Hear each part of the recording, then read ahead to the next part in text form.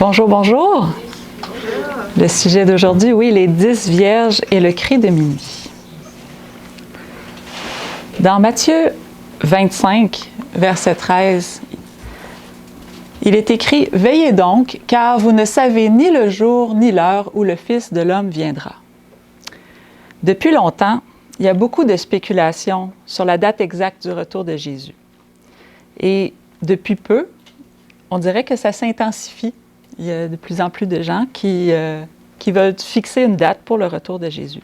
Peut-être parce que les prophéties se déroulent sous nos yeux, ou qu'elles s'accélèrent, ou en accéléré même. Mais dans Marc 13, verset 32, Jésus disait « Pour ce qui est du jour ou de l'heure, personne ne le sait, ni les anges dans le ciel, ni le Fils, mais le Père seul. » Donc, si ni les anges, ni le Fils ne savent, qui sommes-nous pour être dans le secret? Mais cependant, dans Matthieu 24, versets 32 à 33, Jésus nous dit « Instruisez-vous par une comparaison tirée du figuier. Dès que ses branches deviennent tendres et que les fruits poussent, vous connaissez que l'été est proche. De même, quand vous verrez toutes ces choses, sachez que le Fils de l'homme est proche, à la porte. » Nous faisons bien d'être attentifs au déroulement des événements, pour reconnaître les signes. Ils sont là pour nous rassurer que Dieu est au contrôle. Dans Ésaïe 46, les versets 9 et 10, Dieu nous dit « Souvenez-vous de ce qui s'est passé dès les temps anciens, car je suis Dieu, et il n'y en a point d'autre. Je suis Dieu et nul n'est semblable à moi. J'annonce dès le commencement ce qui doit arriver, et longtemps d'avance ce qui n'est pas encore accompli. Je dis, mes arrêts subsisteront, et j'exécuterai toute ma volonté. » Matthieu 24, versets 6 à 14, Jésus dit, « Vous entendrez parler de guerre et de bruit de guerre. Gardez-vous d'être troublés, car il faut que ces choses arrivent, mais ce ne sera pas encore la fin. » Avez-vous entendu parler de guerre et de bruit de guerre récemment? Mais ce n'est pas encore la fin. Une nation s'élèvera contre une nation, et un royaume contre un royaume. Et il y aura en divers lieux des famines et des tremblements de terre. Cette semaine, il y a même eu un tremblement de terre près de Montréal. C'est quelque chose qui arrive quasiment jamais. Tout cela ne sera que le commencement des douleurs. Alors, on vous livrera au tourment, et l'on vous fera mourir, et vous serez haïs de toutes les nations à cause de mon nom. » Bien, ça, c'est pas tout le monde qui a hâte à cette partie-là. Mais au verset 10, ça dit « Alors aussi plusieurs succomberont et se trahiront, se haïront les uns les autres. » Quand c'est écrit ici « succomberont », moi, j'avais toujours pensé « succomberont », ça veut dire qu'ils vont mourir. Parce que succomber à une maladie, il me semble que ça voulait dire mourir. Mais alors que le mot qui est utilisé ou qui est traduit ici par « succomberont », c'est un mot qui veut plutôt dire « tomber dans l'apostasie ». Donc, plusieurs tomberont dans l'apostasie. Ils se trahiront, se haïront les uns les autres. Se trahir, on a vu ça pendant la pandémie, hein? Dénoncer ses proches, dénoncer ses voisins. C'est quelque chose qu'on peut imaginer. Ça devient tout d'un coup quelque chose qui s'imprime facilement dans notre esprit. Verset 11, « Plusieurs faux prophètes s'élèveront et séduiront beaucoup de gens. Et parce que l'iniquité se sera accrue, la charité, mieux traduit, une traduction peut-être pas tout à fait exacte du mot « agapé ». Donc, l'agapé du plus grand nombre se refroidira. Mais si l'agapé du plus grand nombre se refroidit, ça veut dire que ce qui n'est pas le grand nombre, donc il y a un petit reste qui a encore cet agapé. Gloire à Dieu. Amen. Mais celui qui persévérera jusqu'à la fin sera sauvé. Amen. Cette bonne nouvelle du royaume sera prêchée dans le monde entier pour servir de témoignage à toutes les nations. Alors viendra la fin. Alain, c'est le temps de dire Maranatha. Maranatha. Maranatha. Jésus revient bientôt. Lorsque, ici, c'est écrit, « Celui qui persévérera jusqu'à la fin sera sauvé. » Mais quand on regarde à nous-mêmes, il n'y a aucune chance que ce soit par nos propres forces qu'on va pouvoir persévérer à travers tout ce qui est écrit dans Matthieu 24. Mais si on pense que Jésus lui-même n'était pas capable d'aller jusqu'à la croix, il a sué des grumeaux de sang, il me semble qu'il faudrait peut-être commencer dès aujourd'hui à se pratiquer à dire « Non pas ma volonté, mais la tienne », comme lui. Parce que sinon, on ne voudra pas avancer, on ne voudra pas aller là. J'ai trouvé cette image et elle a touché mon cœur. J'ai voulu la partager avec vous. Ce n'est qu'en arrêtant de fuir loin de lui qu'il peut nous prendre dans ses bras, nous mettre sur ses épaules et nous ramener à la maison. On perd beaucoup de temps et d'énergie à fuir, à vouloir y arriver par nos propres forces, à essayer de trouver des raccourcis, à lutter avec Dieu. Pour mieux comprendre cette notion de persévérance, Jésus nous raconte une parabole, et c'est en Matthieu au chapitre 25, les versets 1 à 13. On va la lire ensemble. C'est seulement 13 versets. « Alors le royaume des cieux sera semblable à 10 vierges, qui, ayant pris leurs lampes, allèrent à la rencontre de l'époux. 5 d'entre elles étaient folles, et 5 étaient sages. Les folles, en prenant leurs lampes, ne prirent point d'huile avec elles. Mais les sages prirent, avec leurs lampes, de l'huile dans des vases. Comme l'époux tardait, toutes s'assoupirent et s'endormirent. » Je ne sais pas si vous voyez, ils sont dans un profond sommeil. Au milieu de la nuit, on cria « Voici l'époux, allez à sa rencontre !» Imaginez quelqu'un qui crie en pleine nuit, ça vous réveille. Alors, toutes ces vierges se réveillèrent et préparèrent leurs lampes. Les folles dirent aux sages « Donnez-nous de votre huile, car nos lampes s'éteignent. » Mais les sages répondirent « Non, il n'y en aurait pas assez pour nous et pour vous. Allez plutôt chez ceux qui en vendent et achetez-en pour vous. » Pendant qu'elles allaient en acheter, l'époux arriva. Celles qui étaient prêtes entrèrent avec lui dans la salle des noces et la porte fut fermée. Plus tard, les autres vierges vinrent et dirent « Seigneur, Seigneur, ouvre-nous » Mais il répondit « Je vous le dis en vérité, je ne vous connais pas. » Et Jésus conclut cette parabole en disant « Veillez donc, puisque vous ne savez ni le jour ni l'heure. » Au cri de minuit, lesquelles des vierges se sont réveillées? Toutes. Toutes les vierges. Les 10 vierges se sont réveillées. Pendant leur sommeil, comment pouvait-on différencier les sages des folles? Aucunement. C'est impossible. Elles dorment toutes. Humainement parlant, c'est impossible. Dieu les connaît. Mais pour ceux qui les observent, on ne peut les différencier. Ce n'est qu'à leur réveil que l'on constate une différence et qu'on peut savoir lesquelles sont les sages et lesquelles sont les folles.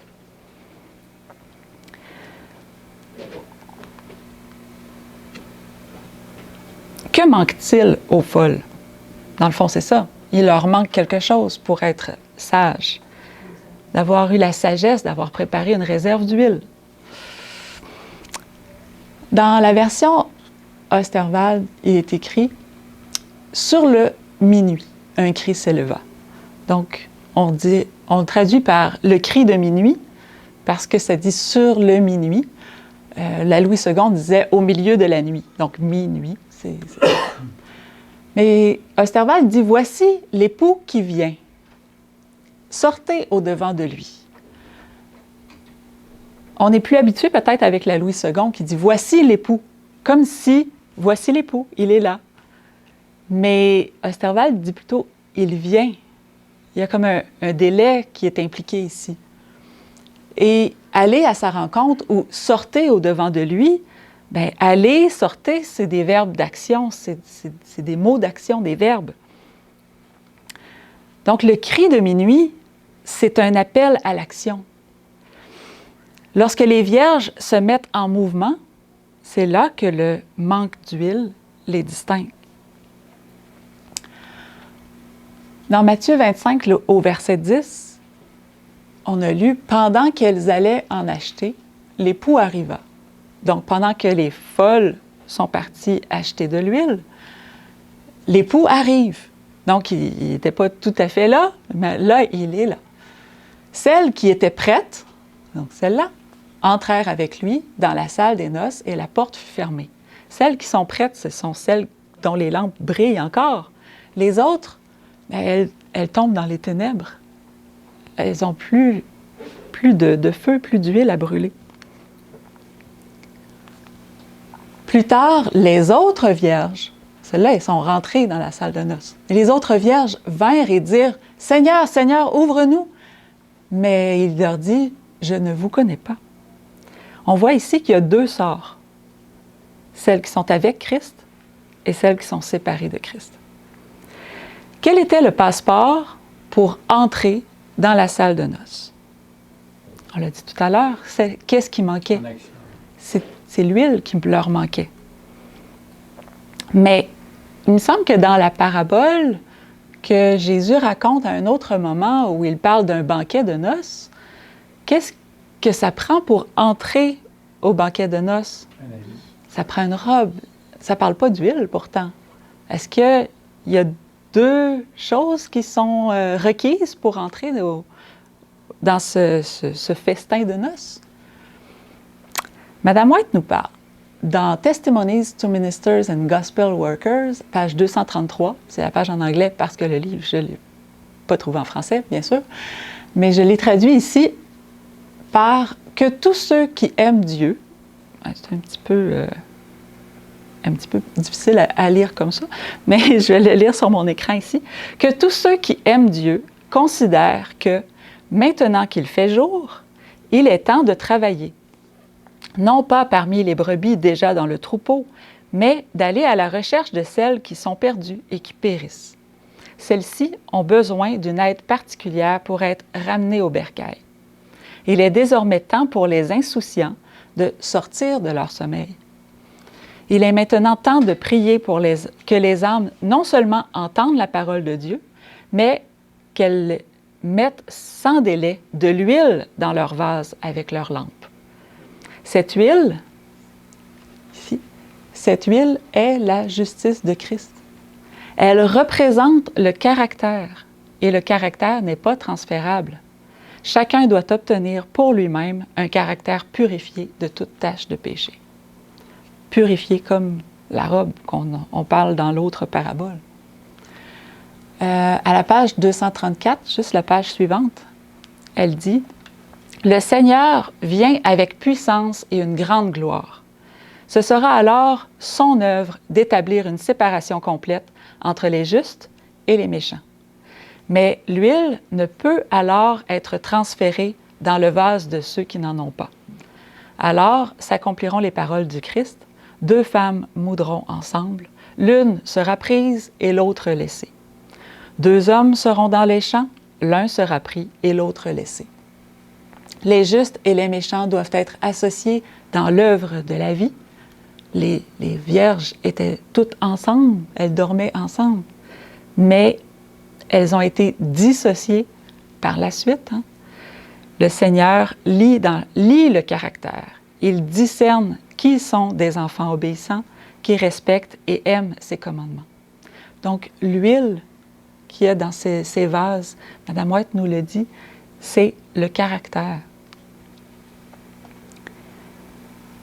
Donc, ce passeport pour entrer au banquet de noces, l'huile, c'est notre caractère. Dans les paraboles de Jésus, au chapitre 24, je n'ai pas la page parce que je lisais à l'écran d'ordinateur, il n'y a pas de page, mais c'est le chapitre 24 qui s'intitule « Sans l'habit de noces ». Il est écrit « L'habit de noces de la parabole représente le caractère pur et sans tache du disciple du Christ. Il a été donné à l'Église de se revêtir d'un fin lin, éclatant, pur, sans tache, ni ride, ni rien de semblable. Le fin lin, disent les Écritures, ce sont les œuvres justes des saints. C'est la justice du Christ, son caractère irréprochable qui est communiqué par la foi à tous ceux qui le reçoivent comme leur sauveur personnel. Donc la robe de justice, c'est aussi son caractère. Et son caractère irréprochable, nous est-il dit. C'est ça la justice de Christ. Un petit peu plus loin, elle dit « Tous doivent passer l'examen minutieux du grand roi, et seuls sont reçus ceux qui ont revêtu la robe de la justice de Christ. » La justice, ou la droiture, righteousness en anglais, est de faire ce qui est droit. Et c'est par leurs actes que tous seront jugés. Nos caractères sont révélés parce que nous faisons. Les œuvres montrent si la foi est authentique.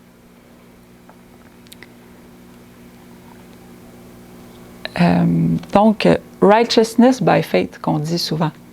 La droiture par la foi, si on veut le traduire peut-être plus exactement que la justification par la foi, qui est quelque chose d'un petit peu plus vague.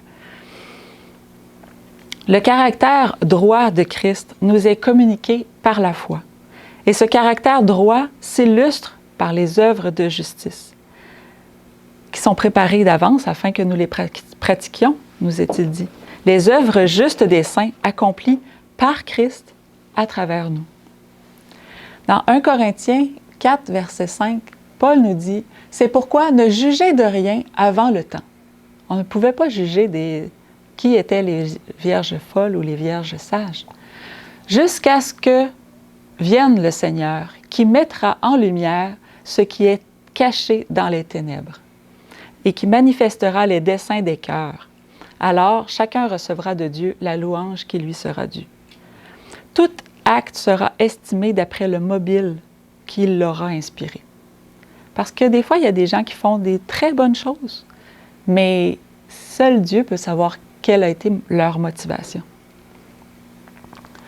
Lorsque les vierges se sont séparées, 5 d'entre elles sont entrées avec l'époux et les autres, les folles. Où sont-elles allées? Chercher de l'huile, mais où? Où est-ce qu'on va chercher de l'huile? On pourrait dire aujourd'hui à quelqu'un, va chercher de l'huile, il va aller en acheter chez Maxi, j'ai entendu. Elles vont acheter de l'huile, mais à qui?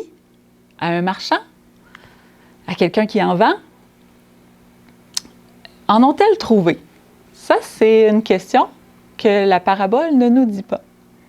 C'est peut-être un peu... on peut avoir une image mentale de est-ce qu'elles en ont trouvé ou pas. Mais la nuit, en plus. La nuit, est-ce que les magasins sont ouverts? Apocalypse 18, verset 11 nous dit « Les marchands de la terre pleurent et sont dans le deuil à cause d'elle, à cause de Babylone, parce que personne n'achète plus leur cargaison. » Bien, il y a deux options si les vierges folles ont acheté ou non de l'huile, c'est oui ou non. Hein? Fait qu'on peut dire, ben non, parce que ce verset-là nous dit que personne ne peut acheter, mais ne devrait peut-être pas pouvoir acheter ni vendre non plus à ce temps de l'histoire.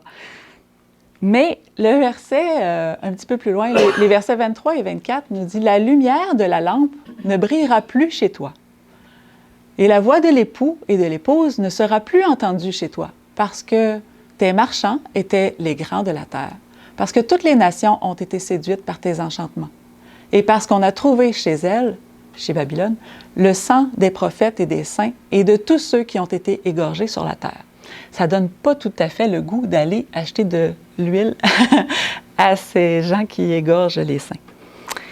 C'est peut-être un petit peu dangereux de retourner dans la ville de Babylone hein, pour chercher de l'huile. Alors, elles ne sont pas allées vers les marchands. Elles ne peuvent pas aller vers les marchands.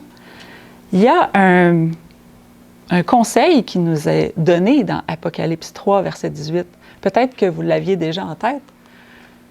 C'est Jésus qui conseille à Laodicée d'acheter de lui de l'or éprouvé par le feu, afin que tu deviennes riche, et des vêtements blancs afin que tu sois vêtu, et que la honte de ta nudité ne paraisse pas, et un collier pour oindre tes yeux afin que tu vois. C'est là où est-ce que les vierges auraient dû se diriger pour acheter cette huile. C'est lui le vendeur de la bonne huile. Donc, on sait que c'est trop tard pour aller en acheter de l'époux. Il est dans il est déjà rentré dans le banquet, dans la salle des noces. Donc, on avait deux options. Ça, c'est une option. Est-ce que les vierges ont trouvé de l'huile? Et si on dit oui, elles en ont trouvé. Elles se présentent donc à la porte avec une contrefaçon. On l'a vu tout à l'heure. Les autres vierges vinrent et dirent « Seigneur, Seigneur, ouvre-nous ». Elles veulent entrer, mais elles n'ont pas la bonne huile. Elles se présentent en disant « Seigneur, Seigneur ». Est-ce que vous avez un autre moment où vous avez entendu cela dans la Bible? « Seigneur, Seigneur ».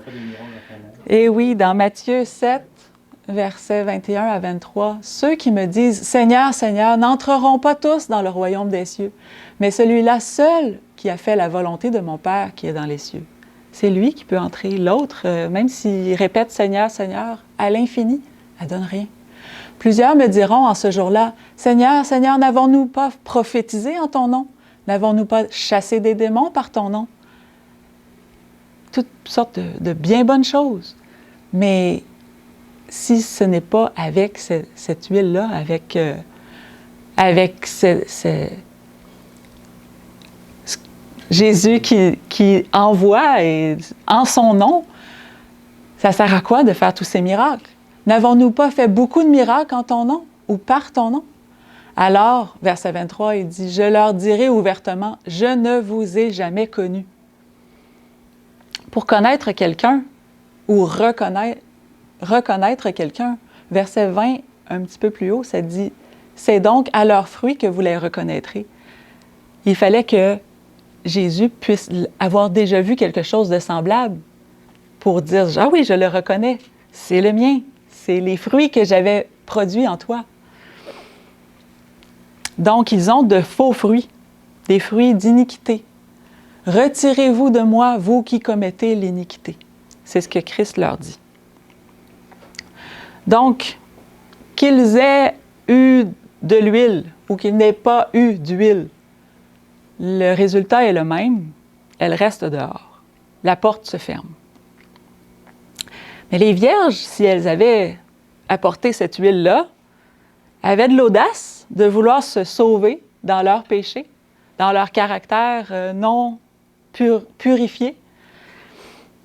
Elles avaient de la présomption de venir cogner à la porte et se présenter à la noce sans l'huile, sans la bonne huile. C'est pour ça qu'elles se font dire « Je ne vous connais pas ». Les vierges folles voulaient être sauvées dans leur péché. Combien de pasteurs avons-nous entendu prêcher à leurs membres d'Église qu'ils pécheront jusqu'à la fin, jusqu'au retour de Jésus? Quelle huile leur servent-ils alors? Ce n'est pas ce que la Bible nous dit. Lorsqu'on se présente à la porte, tous les péchés doivent être abandonnés. La robe doit être blanche, pure, immaculée. Dans Luc 13, versets 24 et 27, il est écrit « Efforcez-vous d'entrer par la porte étroite, car je vous le dis, beaucoup chercheront à entrer et ne le pourront pas. » Et verset 27, un petit peu plus loin, il répondra « Je vous le dis, je ne sais d'où vous êtes. Retirez-vous de moi, vous tous ouvriers d'iniquité. » Il ne se présente pas avec le bon vêtement, hein, ces petites brebis. Jean 10, verset 9, Jésus dit « Je suis la porte. Si quelqu'un entre par moi, il sera sauvé. » Jésus est la porte. La seule façon d'entrer, c'est par lui. La seule porte permettant d'entrer en présence de Dieu, c'est Christ. Revêtu du seul caractère permettant de demeurer en sa présence, le caractère de Christ. Lorsque les vierges sages se présentèrent à la porte, Christ vit son image. Il se reconnut dans leur caractère. On peut mieux comprendre maintenant ce verset. 2 Corinthiens 3, 18. « Nous tous qui, le visage découvert, contemplons comme dans un miroir la gloire du Seigneur, nous sommes transformés en la même image, de gloire en gloire, comme par le Seigneur l'Esprit. » On regarde, puis on voit comme notre reflet, mais ça veut dire que l'opposé est vrai aussi. Christ nous regarde et il se voit. Transformés en la même image, de gloire en gloire, comme par le Seigneur l'Esprit. Nous ne voulons pas d'un autre esprit, ni d'un autre caractère, ni d'une autre porte, ni d'un autre berger. Nous voulons le bon berger, celui qui donne sa vie pour ses brebis. Il est venu pour sauver et non pour perdre. Il ne fermera pas la porte tant que chaque être humain n'aura pas eu l'opportunité de connaître la vérité et de l'accepter ou de la refuser. Vous savez, Noé a prêché pendant 120 ans avant d'entrer dans l'arche et que Dieu en ferme la porte. Chacune des personnes qui y entra choisit d'y entrer. Personne ne fut contraint. Noé n'a pas pris de son huile à lui pour la partager en 8 et pour sa famille. Ils ont tous participé à la construction de l'arche. Et ils y ont pris place en attendant la pluie. Les contemporains de Noé ont entendu sa prédication. Ils ont vu l'arche. Un tel bâtiment est vraiment difficile à manquer. Ils en ont entendu parler, ils ont entendu la prédication de Noé. Et ils ont vu la procession des animaux entrant dans l'arche, 2 par 2. Mais ils ont pris la décision de ne pas croire. Il en est de même aujourd'hui. Le salut est individuel. La préparation est individuelle. Nous pouvons, et même nous devons, nous entraider les uns les autres, oui, mais le choix d'abandonner les mauvaises habitudes, les réformes à faire dans nos vies, le choix de ne pas résister aux appels de Dieu, notre choix de collaborer avec les anges à la proclamation de l'Évangile, de demander à Dieu de purifier nos pensées, nos mobiles. Ce sont toutes des décisions individuelles. Même Dieu, dans sa toute-puissance, ne peut nous contraindre à l'aimer.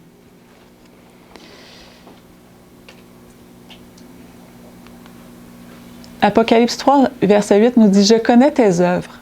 Voici, parce que tu as peu de puissance et que tu as gardé ma parole et que tu n'as pas renié mon nom, j'ai mis devant toi une porte ouverte que personne ne peut fermer. » Nous nous sentons souvent impuissants devant la gravité de notre situation. On voit qu'on ne peut y arriver nous-mêmes. On patauge, on essaie, mais ça ne donne rien. C'est stérile. Mais il dit, voici parce que tu as peu de puissance, mais tu as gardé ma parole, tu n'as pas renié mon nom. C'est pour ça qu'il ouvre devant nous cette porte que personne ne peut fermer. Parce que tu as gardé la parole de la persévérance en moi, je te garderai aussi à l'heure de la tentation qui va venir sur le monde entier pour éprouver les habitants de la terre. Je viens bientôt, dit-il. Demandons à Dieu de nous révéler ce qui n'est pas en accord avec son caractère.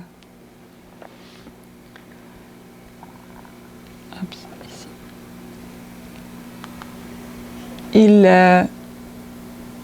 est dit dans Review and Herald, le 26 mars 1889, « La porte de la communication ». Ça, c'est le titre de ce paragraphe. Le véritable témoin nous a donné l'assurance qu'il a placé devant nous une porte ouverte que personne ne peut fermer. Ceux qui cherchent à être fidèles à Dieu peuvent se voir refuser de nombreux privilèges dans ce monde. Leur chemin peut être bloqué, leur travail entravé par les ennemis de la vérité. Mais aucune puissance ne peut fermer la porte de communication entre Dieu et les âmes. Le chrétien lui-même peut fermer cette porte en se livrant au péché ou en rejetant la lumière du ciel. Il peut détourner ses oreilles pour ne pas entendre le message de vérité et ainsi rompre le lien entre Dieu et son âme. C'est triste. Lorsqu'on choisit de pécher, c'est là où est-ce qu'on brise cette relation, cette communion qu'il y a avec notre Père. Ni l'homme ni Satan ne peuvent fermer la porte que Christ a ouverte pour nous. Amen. Si nous demandons à Dieu de nous révéler ce qui n'est pas en accord avec son caractère, il va le faire. Ensuite, demandons-lui de nous donner la victoire sur ses péchés et ses défauts. La victoire que Christ a acquise pour nous. Demandons-lui de remplir notre lampe et notre vase de son huile. Un autre texte ici, qui c'est toujours dans Review and Herald, mais cette fois-ci 9 juillet 1908, et ça s'intitule « La porte ouverte ». Il est écrit « Le véritable témoin déclare : Voici, j'ai placé devant toi une porte ouverte. Remercions Dieu de tout notre cœur, de toute notre âme et de toute notre voix, et apprenons à nous approcher de lui comme par une porte ouverte, croyant que nous pouvons venir librement avec nos requêtes, et qu'il entendra et qu'il répondra. C'est par une foi vivante en sa puissance d'aide que nous recevrons la force de mener les batailles du Seigneur avec la certitude de la victoire. Demandons-lui de briser notre résistance. S'il y a quelque chose qui fait qu'on est encore retenu et qu'on ne veut pas s'abandonner à lui, on se sent incapable de s'abandonner, prions-le pour ça. Demandons-lui qu'il puisse briser notre résistance. S'il y a un péché que nous chérissons, demandons-lui qu'il nous le mette en horreur.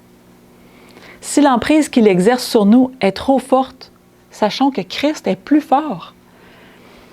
Il n'y a aucun péché ou aucune mauvaise habitude ou trait de caractère pour lequel nous pouvons dire « Si Dieu veut m'en libérer, il le fera en temps et lieu. » Il n'y en a aucune, parce que s'il nous l'a révélé, c'est qu'il veut nous en libérer.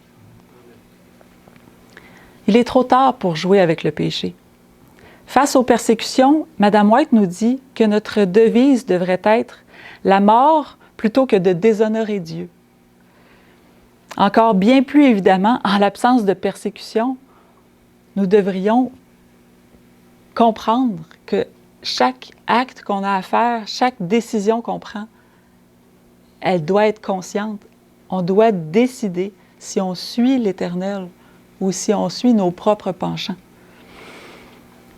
La porte est ouverte et c'est par la foi vivante en sa puissance d'aide que nous recevrons la force de mener les batailles, pas nos batailles, les batailles du Seigneur, avec la certitude de la victoire. Ce sont ses batailles.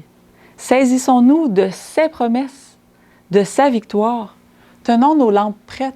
Lorsque nous sommes dans l'eau ici, moi, j'ai mis cette image parce que c'est ce qui me parlait à moi. J'ai tellement peur je ne sais pas bien nager. Ce serait terrible pour moi d'être comme cette personne-là. Mais c'est lui qui nous tient. Nous, on est juste là, puis on peut peut-être se tenir après lui, mais c'est lui qui nous tient, c'est lui qui nous tire. Et ça, son bras est ici, il nous tient, mais de son autre bras, il tient le ciel. Il tient le bras de son Père. C'est lui qui fait l'unité entre son Père et nous. Il veut nous amener avec lui. Et la seule façon qu'on peut être amené avec lui en présence de son Père, c'est si notre caractère est purifié et transformé. C'est plus le temps de jouer avec le péché. j'ai eu la semaine dernière la nouvelle qu'une de mes bonnes amies est décédée. Puis, à mon âge, je me dis, mais voyons, c'est bien trop tôt, ça n'a pas de sens. Je sais que chacun d'entre vous, vous connaissez des gens qui sont malades. Je sais que vous avez perdu des gens que vous aimiez. Le temps est proche. Dieu nous dit qu'il est à la porte. Jésus revient bientôt et nous invite à nous préparer. Pas avec la crainte de ne pas être capable de passer pour le ciel avec nos propres œuvres, mais de nous préparer parce que, comme Mme White nous disait, la mort plutôt que de déshonorer Dieu. Nous sommes ici sur cette terre pour remettre la gloire à Dieu, pour remettre son honneur. S'avancer vers l'ennemi, comme David qui avait sa petite fraude puis qui disait « Pour l'Éternel, pour mon Dieu, tu vas pas déshonorer mon Dieu. » C'est comme ça qu'on a la victoire. C'est quand on est animé, non pas de se faire justice, mais pour l'honneur de Dieu. Que Dieu puisse nous révéler ce qui est encore entre lui et nous. Qu'il n'y ait aucune séparation. Qu'on ait hâte au retour de son Fils Jésus.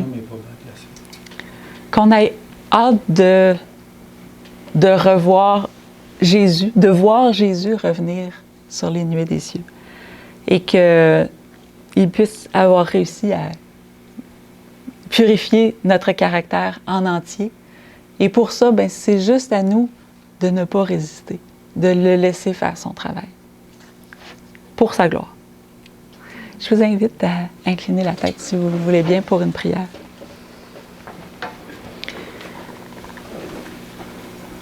Bon et tendre Père Céleste, nous voulons te remercier pour ces enseignements que nous pouvons trouver dans ta parole. Nous voulons te remercier aussi pour cette œuvre de purification qui se fait dans chacun de nous. Et on voudrait, Seigneur, que tu puisses nous convaincre encore plus aujourd'hui qu'il faut arrêter de résister à cette œuvre de purification que tu fais dans ton peuple. Nous devons arrêter de retenir les péchés mignons alors qu'ils n'ont rien du tout de mignon. Les choses que nous chérissons de ce monde, qui ne sont pas en accord avec ton caractère, avec la pureté de ta justice, de ta droiture. Nous devons tout abandonner cela, mais on le retient tellement fort. Seigneur, que tu puisses nous permettre de voir avec tes yeux, de voir l'horreur du péché et de nous donner ce goût de nous détacher de ce monde. Et quand ce cri de minuit qui va nous brasser, qui va nous réveiller, se fera entendre dans nos cœurs, qu'on puisse se mettre en action, qu'on puisse aller vers les autres pour leur parler de cet amour qui transforme les cœurs. Nous voulons être remplis de ton amour, mon Dieu, pour pouvoir proclamer cette belle nouvelle que ton Fils Jésus revient bientôt sur les nuées du ciel et qu'il y ait une multitude qui soit là pour l'accueillir. Je te prie, Seigneur, de faire ce miracle en chacun de nous, qu'il n'y ait plus rien en nous qui résiste. Au nom de ton Fils Jésus et pour sa gloire. Amen. Amen.